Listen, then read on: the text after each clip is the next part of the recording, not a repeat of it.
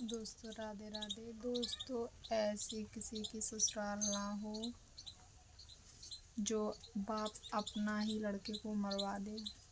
दोस्तों हमारी तो ऐसी ही ससुराल है। तो हमारे ससुर की वजह से हमारे पति ख़त्म हो गए और हमारे ससुर हमारे पति को धमकी दे रहे थे कि देखो हम तुम्हें खेत नहीं देंगे, घर नहीं देंगे। तो इसी चक्कर में वो सब बेच दिया हमारे ससुर ने और इसीलिए हमारे पति ने आत्महत्या कर ली।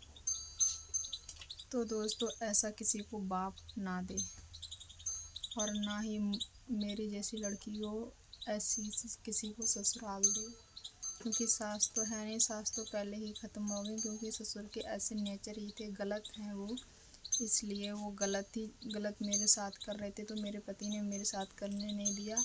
तो इसीलिए हमारे पति को धमकी दे रहे थे कि हम घर बेच देंगे, खेत बेच देंगे, तुझे कुछ नहीं देंगे, तू ऐसे ही भटकेगा।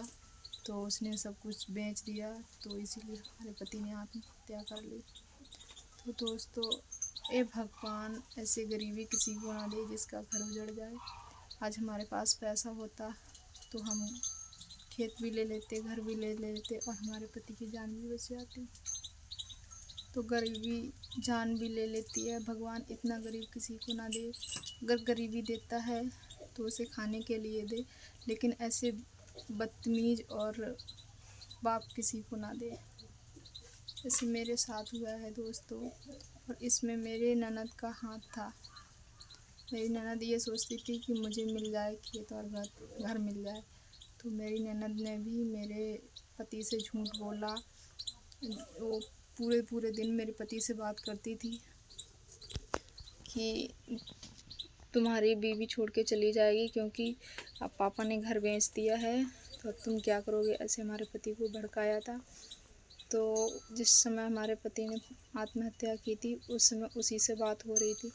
तो ये भगवान ऐसी किसी को ननद भी ना दे जिसका पति ही छिनवा दे, वो जिसका घर ही उजड़वा दे।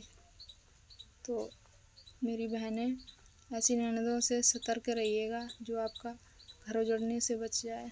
मेरा तो घर उजड़ गया है मेरी बहनों।